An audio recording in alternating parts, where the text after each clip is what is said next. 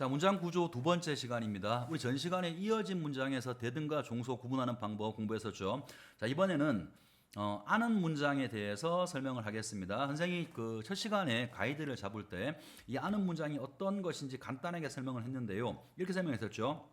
큰 문장이 이렇게 밖에 하나가 있고 이 안쪽에 작은 문장 하나가 들어갑니다. 물론 서술절은 이거와 조금 구조가 다르긴 합니다만 기본적으로 지금 우리가 보려고 하는 아는 문장 혹은 안긴 문장은 이런 구조를 가지고요.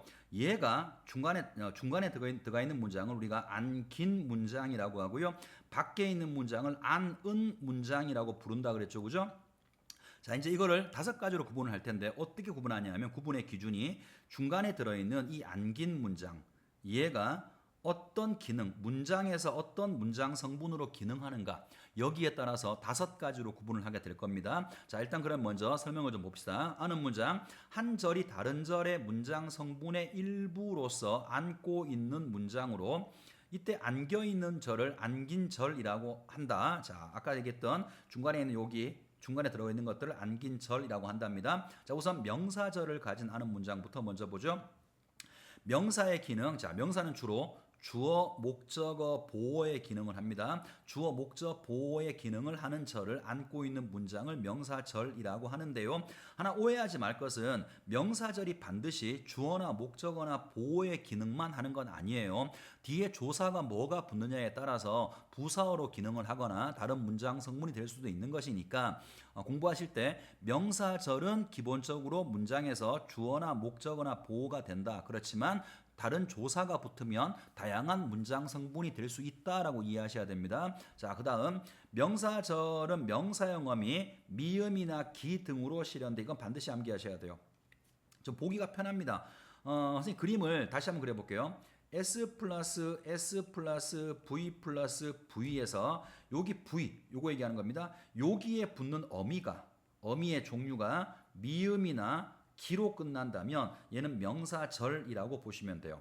주의할 것은 아무 생각 없이 문장 속에 미음이나 기가 있네. 무조건 명사절 이렇게 판단하시면 안 됩니다. 그 미음이나 기가 어디에 붙어 있어야 되는 거냐면 여기 안긴 문장에 서술어의 어미로서 붙어 있을 때 명사절이라고 하는 거예요. 그리고 하나 더 얘기하면 가끔 문제에서 이 어미라는 말 대신에 접사 혹은 접미사라는 말을 써서 접미사 미음이나 기가 붙어 있으면 명사절이라고 문제를 내는 경우도 있는데요. 함정판 겁니다. 접미사가 아니라 어미, 미음과 기가 붙어 있는 거예요. 자, 그러면 밑에 예문을 좀 봅시다. 우리는 그가 옳았음을 깨달았어. 자, 아까랑 똑같습니다. 깨닫다 기본형 있죠. 서술어예요. 누가 깨달았는데?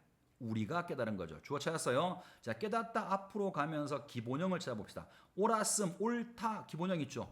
누가 옳은 건데요? 그가 옳았죠. 이렇게 묶여집니다. 그리고 이 서술어에 미음 붙어 있죠. 명사절이고, 자, 이 절은 을이니까 이 문장에서 목적어로 기능을 하는 명사절인 겁니다. 자, 밑에 하나 더. 윈터는 생일이 빨리 돌아오기를 기다렸어. 자, 기다렸어 기본형 있죠. 서술어 누가?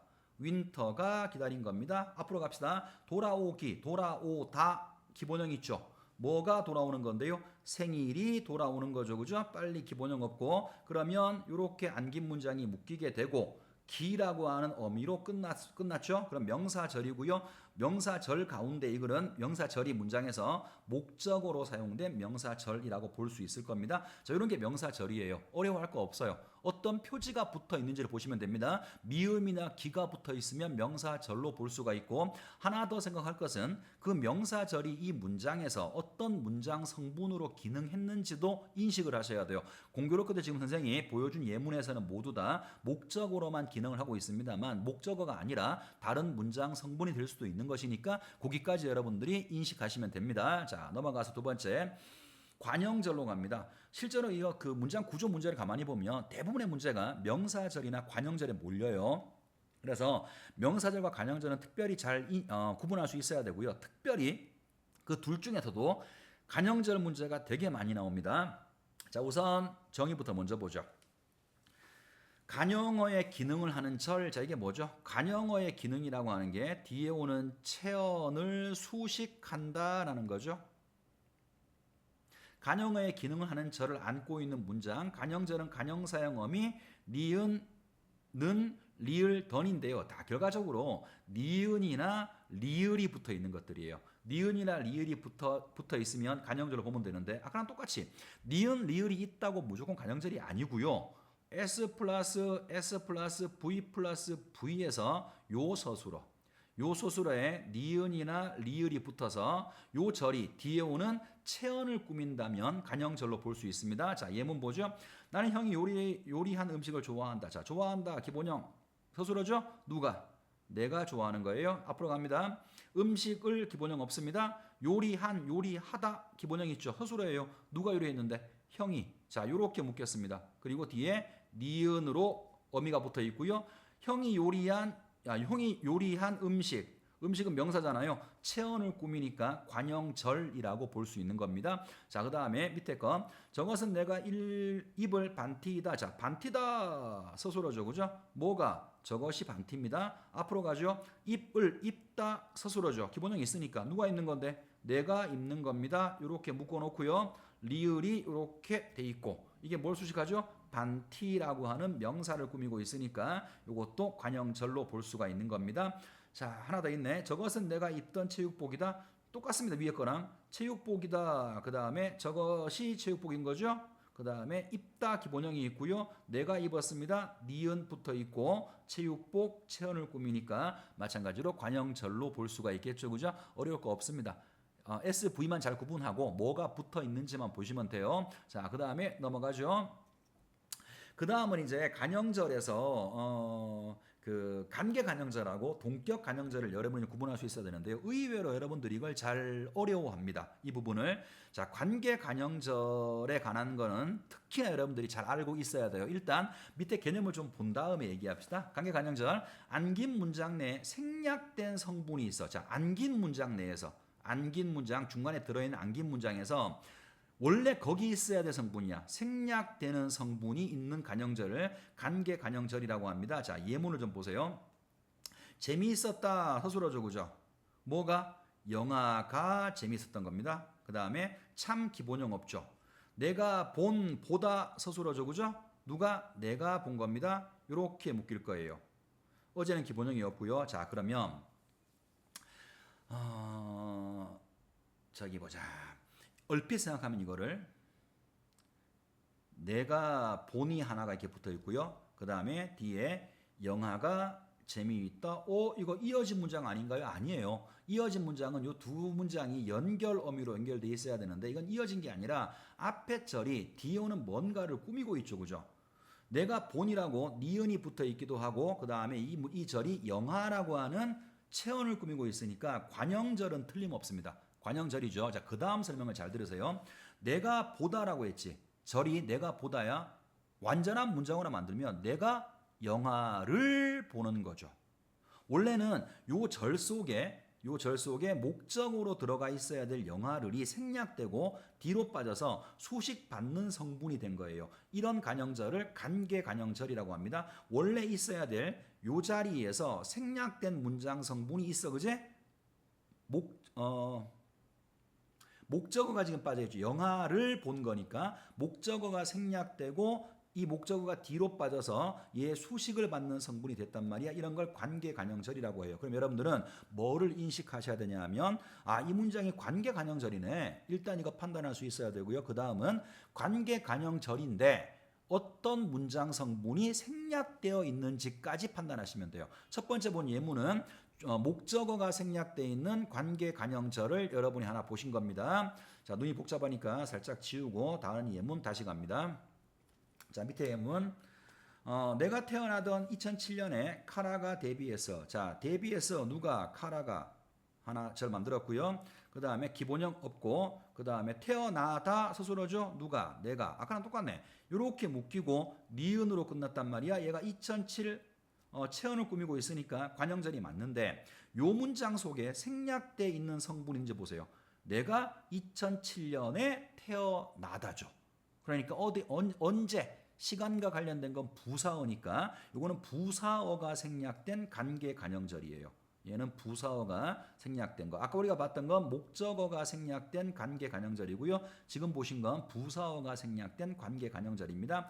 자, 그 다음에 동격 간형절은 안긴 문장이 그 자체로 온전한 문장이 될 수 있어. 다시 말하면 생략된 성분이 없다라는 이야기입니다. 문장 속에서 생략된 성분이 없다라는 이야기예요. 자, 예문을 좀 봅시다. 그가 지금까지 불우한 이웃을 도와주었다는 소문이 마을에 떠돌았어. 자, 돌다 뭐가 소문이 돈 거죠. 기본형 없고요. 도와주다 스스로죠, 그죠? 누가 그가 도와줬네요. 이렇게 묶이겠네요. 그 다음에 이웃을 기본형 없고요. 불우한 기본형 없고요. 지금까지 기본형 없죠. 자, 그러면 는 니은으로 붙어 있고 얘가 뒤에 오는 소문을 꾸미니까 니은 붙어 있고 명사 꾸몄으니까 얘는 당연히 관형절입니다. 자, 혹시 이 문장 성분 중에 빠진 게 있는지 보세요. 도와주다. 그가 이웃을 도와주다. 아무런 생략된 게 없죠. 아까 우리가 봤던 두 번째 예문 관계 관형절의 두 번째를 다시 한번 보세요. 내가 태어나던 2007년에 자, 수식받는 예를 요 안으로 집어넣어서 하나의 문장 성분을 만들 수 있었죠. 내가 2007년에 태어나다. 그러니까 하나가 생략됐네 알 수 있는데 지금 봤던 이 문장 같은 경우에는 수식을 받는 소문이라고 하는 걸 이쪽에 집어넣어 가지고 어떤 문장 만들어 보세요. 어떻게 해도 들어갈 위치가 없죠, 그죠? 이건 생략된 게 아니라는 이야기예요. 그래서 이런 것들은 동격 관형절이라고 하고요. 자, 하나만 더. 우리 학교 럭비부가 전국체전에서 우승했다는 소식이 들렸다. 들렸어. 자, 뭐가 소식이 들린 겁니다. 그다음에 우승하다 스스로죠. 누가? 우리 학교 럭비부가. 나머지는 전부 다 기본형이 없고요. 자, 그러면 이렇게 묶이게 되고 니은으로 끝나고 뒤에 오는 소식을 꾸몄으니까 관형절이 맞는데 럭비부가 전국체전에서 우승했다. 자, 이 문장에서 생략된 성분이 있을까요? 혹시 뒤에 오는 소식이라는 걸 여기 집어넣어서 문장을 만들어 보세요. 어떻게 해도 들어갈 위치가 없죠. 그럼 생략된 게 아니라는 겁니다. 이런 걸 동격 관형절이라고 해요. 자, 여러분 지금 이번 그 내신 시험을 준비하고 있는 친구들이라면 내신 시험에서 꼭 지금 나올 만한 문제 하나를 지금 보고 있는 겁니다. 정말 중요해요. 관계 관형절은 여러분이 분명히 인식할 수 있어야 되고요. 아, 이게 관계 관형절이구나. 일단 딱 문장을 보고 판단할 수 있는 게 첫 번째. 그 다음은 이게 관계 관형절이라면 원래 어떤 문장 성분이 생략됐느냐, 목적어냐, 부사어냐, 혹은 주어냐, 생략된 문장 성분까지 여러분이 판단해낼 수 있다 그러면 이 파트는 여러분이 다 이해했다고 봐도 무방합니다. 수업 시간 현상이랑 같이 몇 가지 문제를 풀어보면 금방 좀 더 심화해서 이해할 수 있을 텐데 일단 기본 개념은 이런 것이니까 개념을 머릿속에 정확히 잘 넣어두시면 좋겠습니다. 자, 그 다음 가죠. 그 다음 부사절. 자, 얘는 부사어의 기능을 하는 거니까 일반적으로 부사어는 뒤에 오는 용언, 서술어 용언을 수식하는 거죠. 그죠? 그리고 얘는 되게 많아요. 뭐 이, 개, 도록, 듯이 이런 것들 되게 종류가 많아서 어미를 다 외우려고 하면 좀 어렵고요. 차라리 이거는 미음이나 기가 붙어 있으면 명사절, 그 다음에 니은이나 리을 붙어 있으면 관형절, 나머지는 그냥 부사절 이렇게 봐도 큰 무리는 없습니다. 자, 밑에 있는 예문을 간단하게 볼게요. 지젤은 돈도 없이 여행을 떠났어. 자, 떠나다 스스로입니다. 누가? 지젤이 떠났죠. 그죠? 앞으로 갑니다. 여행을 기본형 없어요. 없다. 기본형 있네. 뭐가 없는 거죠? 돈이 없는 거죠. 이렇게 묶였어요. 자, 어미는 이가 됐고요. 돈도 없이 뭘 수식하죠 이게? 떠나다를 수식하죠. 용언을 꾸미고 있으니까 서술절인 겁니다. 자, 그 다음에 사람들이 지나가도록 길을 비켜주자. 자, 비켜주자 서술어입니다. 누가? 우리가 정도 이렇게 주어 하나가 생략되어 있는 거네요. 그죠? 그 다음에 앞으로 갑니다. 길을 기본형 없고 지나가다 서술어죠. 누가? 사람들이. 이렇게 묶이면 뭐뭐 하도록으로 붙어 있고요. 지나가도록 비켜주자. 용언을 꾸미고 있으니까 부사절이죠. 그죠? 별거 없습니다. 자, 그 다음에 서술절. 자, 이 서술절은 우선 개념 보시면 서술절로 안긴 경우에는 어미나 조사와 같은 표지가 없다라고 얘기하죠.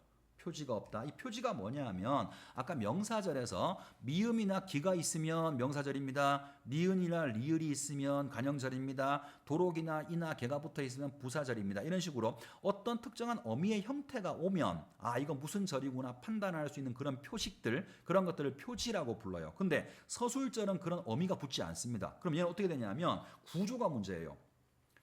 서술어가 문장의 제일 뒤에 오는 거라 했잖아. 그러니까 주어가 하나 이렇게 붙고 절 자체가 문장의 제일 뒤에 와서 위치를 본 거야. 위치. 이 뒤에 아무것도 오지 않아요. 자, 이런 구조.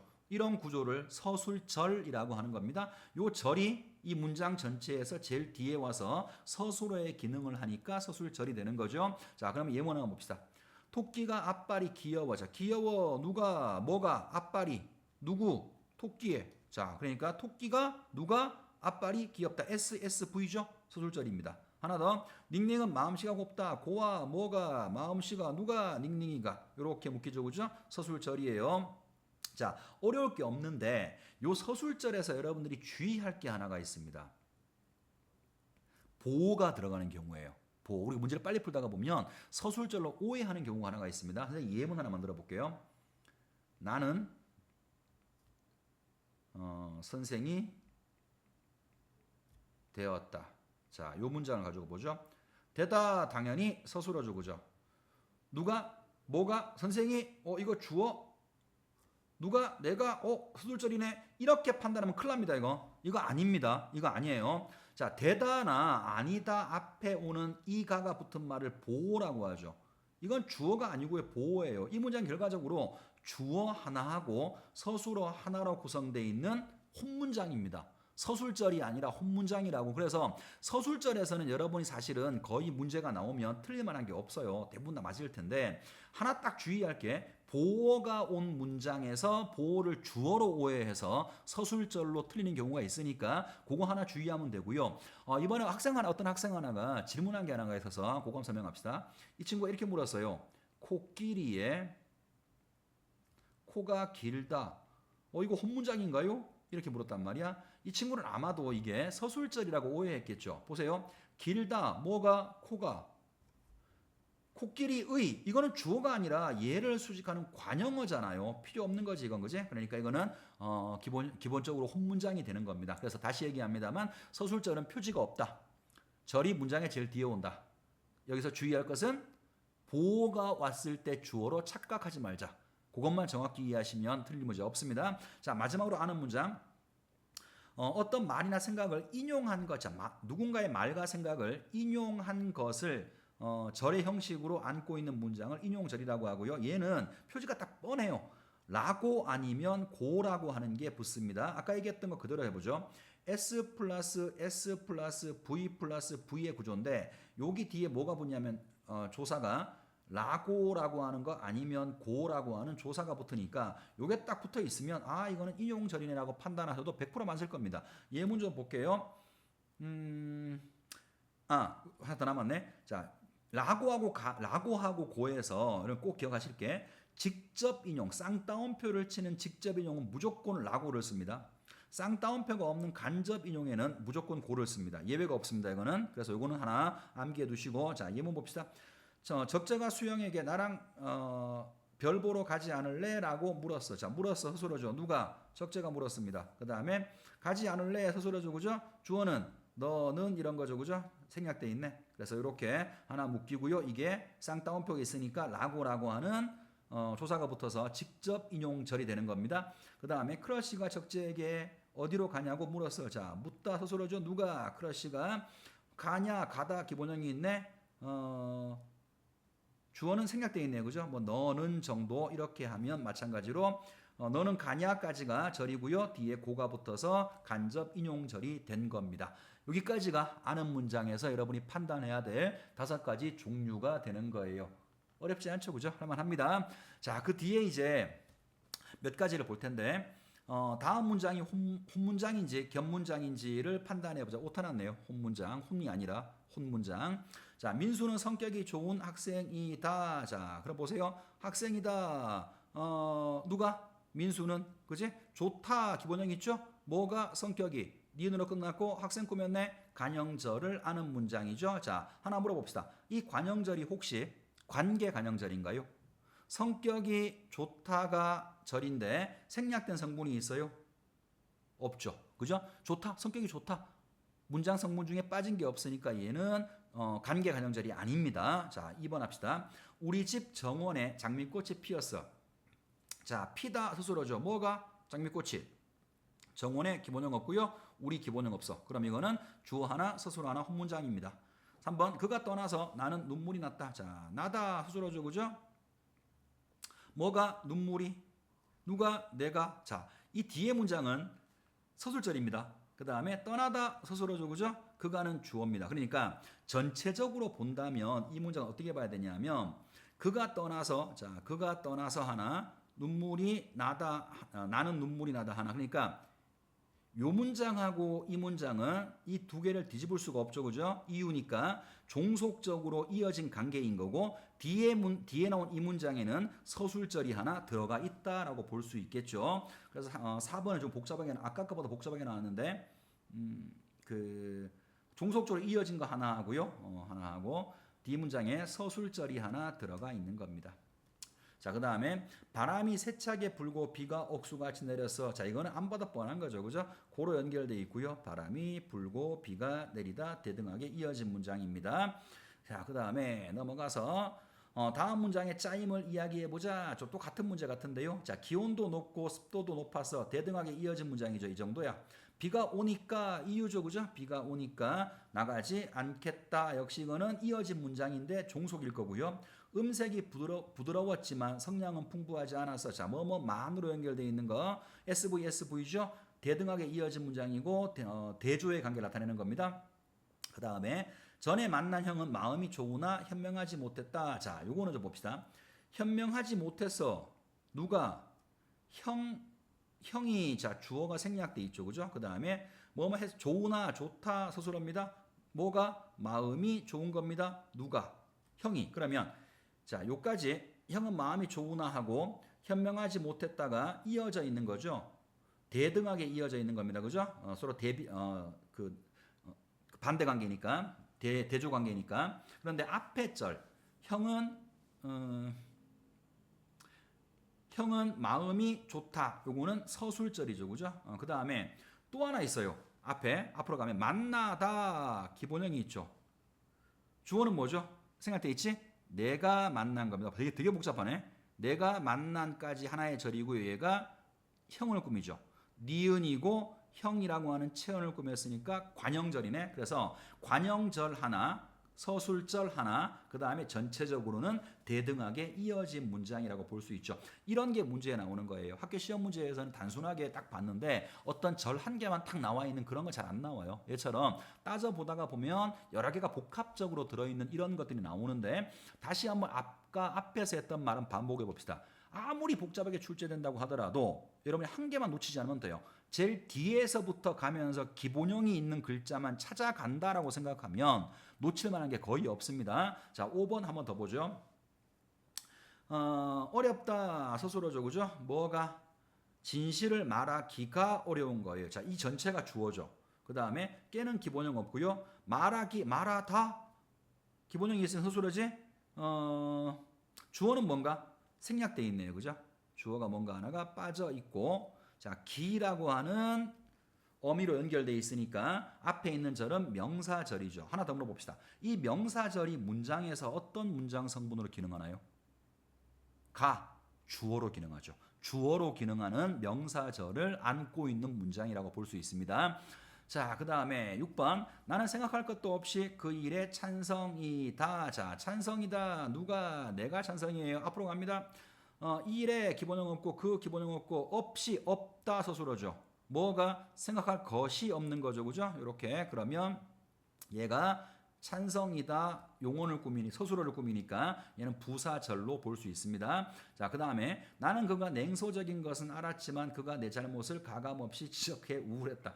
연락인데요. 자, 일단 하나씩 차근차근 가봅시다. 우울했다 서술어입니다. 누가 우울한 거죠? 나는이라고 하는 주어가 빠져 있겠죠, 그죠? 자, 앞으로 갑니다. 없이 서술어입니다. 뭐가? 가감이 없는 거죠. 이렇게 묶였네. 가감 없이 지적하다를 꾸몄으니까 부사절이 하나 있는 거죠. 다시 앞으로 갑니다. 잘못을 기본형 없고 내 기본형 없고. 자, 잠깐만. 이게 내가 정한 게 아니네. 미안합니다. 주어가 그가가 주어네요. 그죠? 다시 합시다. 헷갈리겠다. 자, 한번 다시 할 테니까 다시 한번 봐주세요. 자, 제일 뒤에서부터 우울하다.